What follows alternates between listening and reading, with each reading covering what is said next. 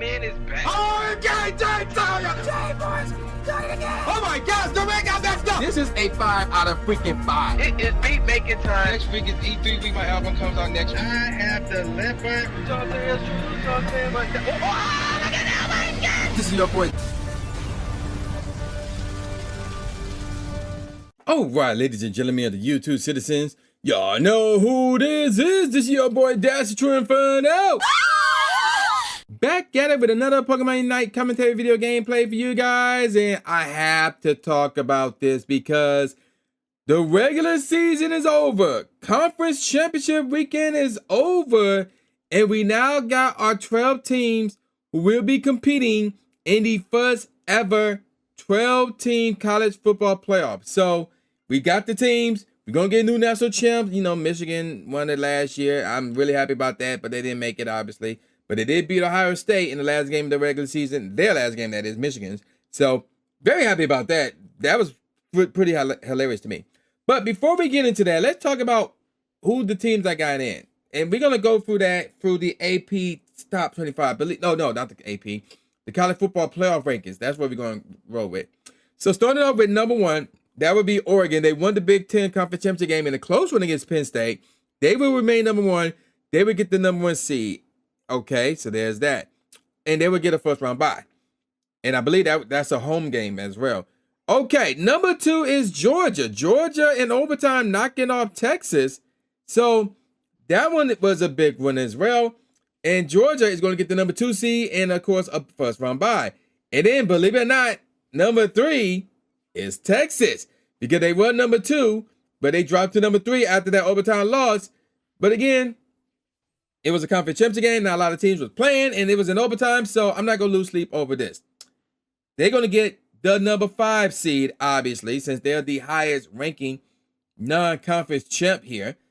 So there you go with that, which is ahead of another non-conference champ in the form of the 4th ranked Penn State squad, who dropped by 1 seed after their close loss to Oregon. So Penn State will get the number 6 seed.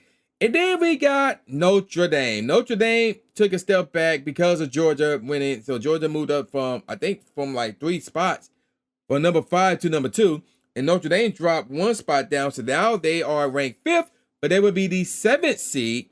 And then we got the team that was remained in the number 6 spot because they didn't play, because they lost against Michigan. Otherwise, they would have been playing the Big Ten Conference Championship game. And I'm talking about Ohio State. And they will get the last first round home game, as they'll be the number 8 seed. Now, who will they face? The team that's currently ranked 7th, Tennessee, for the SEC bars. Tennessee will enter the postseason as the number 9 seed. And then the number 10 seed will go to the team ranked behind them, and that would be Indiana, who, believe it or not, moved up. So yeah, they moved up from 9th to 8th, despite not playing in a conference championship game. Indiana would get the number 10 seed. And then number 9 seed will go to Boise State, who won the Mountain West. They won their conference championship. And despite them being at the number 9 rankings, they would get the number 3 seed because they're a conference champion. There's the next highest conference champ. Because remember, the top 4 highest ranking conference champs will get the first round byes. Boise will get a first round bye. And they will be hosting the game as well. So they moved up as well from 10th to 9th. And then we got SMU. SMU, who played in the ACC Conference Championship game and lost, but they still moved down just 2 spots, and they would get the last coveted non-conference champion spot. That would be the 11th seed, so that's where SMU is, even though they're ranked 10. They would get the 11th seed. And then the first team out, Alabama, with 3 losses. They didn't play in a conference championship game. And they remain at the number 11 spot behind SMU, meaning Alabama is out. And then we got the 12th seed, or the 12th ranked Arizona State squad, who is currently the Big Ten. Well, not currently. They did win the Big 12 Conference Championship game. I don't remember who they beat. I think they beat Iowa State. So, because of that, Arizona State will get the last first round bye. They will be the number 4 seed. They're automatically in the playoff because they're a conference champ. They got the number 4 seed. They will host a bowl game as well. And they moved up 3 spots because of their victory. Pushing back Miami, who is currently ranked 13 and left out. Ole Miss was pushed that back as well. They were left out as well. And South Carolina would push back one spot as well. They were left out. And none of those three teams did not play in any conference championship game. Two of them was in the same conference, the SEC, referring to Ole Miss and South Carolina. And then we got the last spot, Clemson. Clemson was the one who beat SMU. They moved up one spot from 17th to 16th, and they won the ACC. They will take the 12th spot. And yeah, there you go with that. So that's our 5th conference champ. So remember, the top 4 highest conference champs, we get the first round buys. And then the 5th, we'll get in. Doesn't matter where they rank. Like whoever is the 5th highest, because there's other conference champions out there. Like, for example, the American Conference champion, whatever else is out there. I don't know what other conference champs. The AAC, I think that's the American. I don't know. But the bottom line is this. The top 5 highest ranking conference champions will get in. And Clemson is ranked 5th, is the 5th highest. Even though they rank 16th in the playoff rankings, but because they're a conference champ, they're going to get in, leapfrogging over the likes of Alabama and Miami, Ole Miss, and South Carolina. And yeah, there you go with that. So Clemson will get the 12th spot, the 12th and final spot. So there you go with that. And again, Iowa State, they lost. If they would have won, they would have got in as the Big 12 champ. But since they lost, they got out. So there's that. And then everybody else is pretty much irrelevant. So there you go with that. Now, ladies and gentlemen, let's talk about the actual bracket itself. So the first round match, we're going to start from the top and move our way down. We got the 5-12 matchup, which is going to be, in my opinion, it's going to be an interesting matchup. Texas against Clemson. Texas will be the home team here. This is going to be closer than what most people think because of the fact that, obviously, Texas, they lost to Georgia, even though they beat Georgia early in the year. Texas didn't get a lot of those good wins. And Clemson had to fight its way back into playoff contention right here. This is going to be a close game. I truly believe that this is going to be a close game. And I want to go with the upset here with Clemson, but I think Texas is going to be too much for Clemson, especially since this is a home game. This was a neutral game, I would pick Clemson. But because of the fact that Texas will be hosted, I'm picking Texas to beat Clemson and to move on to the quarterfinals to take on the 4th seed Arizona State squad. And they got to go to Arizona, by the way. Now, the 8-9 matchup. This is going to be interesting. Because of what happened with Michigan, Ryan Day, who is Ohio State head coach, let me set the stage for you guys real quick. This is Ryan Day's 5th year as Ohio State head coach. His first year there, he actually beat Jim Harbaugh in Michigan. Ever since then, they lost. So 2021, they lost, and Michigan was on the rise. They made the college football playoff, and they got blown out by Georgia. 2022, they lost at home, by the way. 2021, they went on the road. 2022, they lost at home. They got destroyed in the fourth quarter, without Michigan's best player, by the way. And despite that, they both made the college football playoff. Ohio State barely lost to Georgia, and Michigan, in my opinion, got robbed against TCU. We saw the whole TCU-Georgia debacle fiasco. That was 2022. But it still doesn't change the fact that Michigan beat Ohio State again. This time, it was in Columbus. 2023, Michigan hosting Ohio State. Ohio State lost again. And what happened for that? Michigan went on to win the entire thing, the national championship. Yes, that I was really happy that year. Michigan did not lose a game that entire season. They went on to the playoffs, and they won the whole thing. And fun fact, like a month after they won the Rose Bowl game, which was the semifinals against Alabama, I was at the Rose Bowl Stadium for a Pokemon Go event. I was literally on the field, and guess what? I'm going back again next year in February. So that's going to be fun. So there's that. And then this year, no Jim Harbaugh, no J.J. McCarthy, the quarterback. The running back, one half of that dual running back is gone. We still got Donovan, what's his name? I forgot his name. But the other running back, he's still here.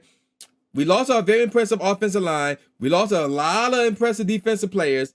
And Sherman Moore is the head coach, who ain't a bad head coach, but he's no Jim Harbaugh. So you would, and the game's in Columbus. So you would think Ohio State would have beat Michigan. Nope, they lost again.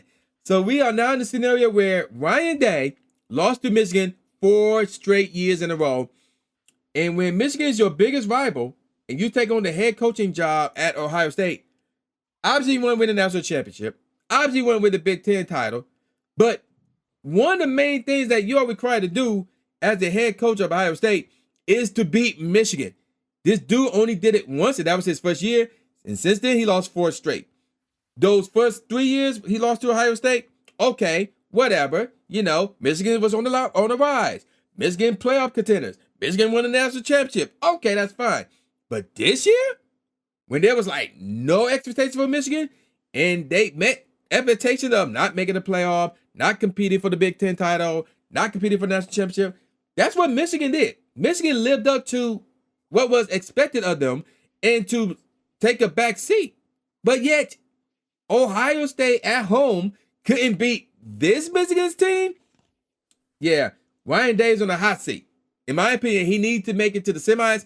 Others say he needs to go to the national championship game. And there's few that say he needs to win it all to keep his job. Otherwise, he's gone.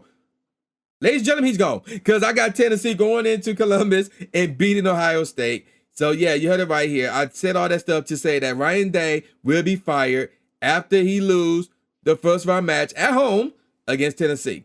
You heard it here. I got Tennessee moving on to take on Oregon.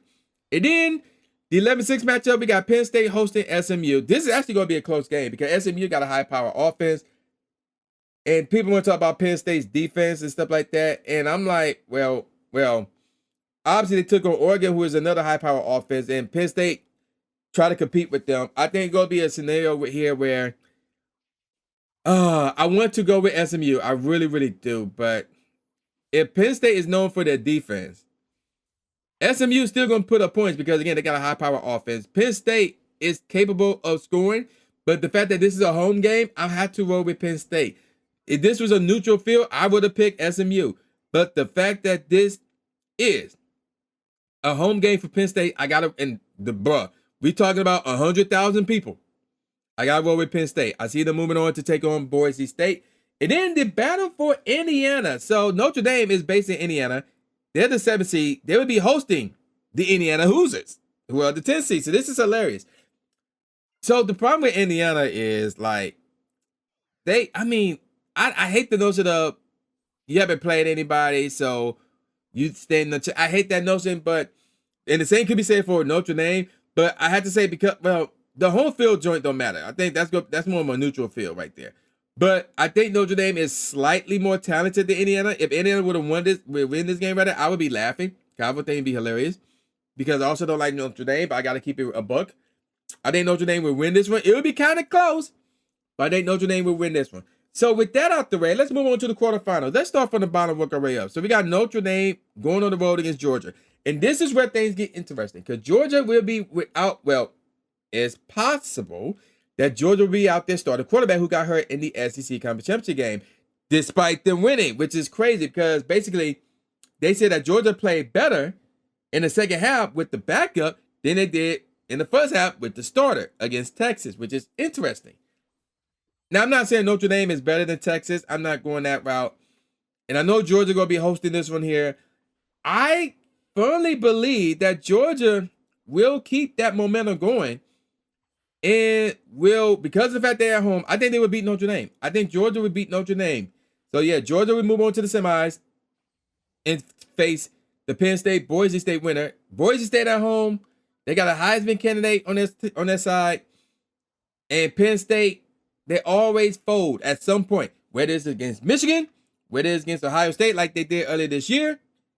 Penn State always fold when it matters most. And this is one of those games when it matters most. I see Penn State losing on the road to Boise State. I got Boise State in the semis against Georgia. And then Tennessee against Oregon. Okay, it's Oregon's at home. Oregon winning this one. Like, I want Tennessee to win. Oregon winning this game. They moving on to the semis. So, there you go with that. And then I said, Texas against Arizona State. Okay, at this point, I really want Arizona State to win. This is going to be a close game.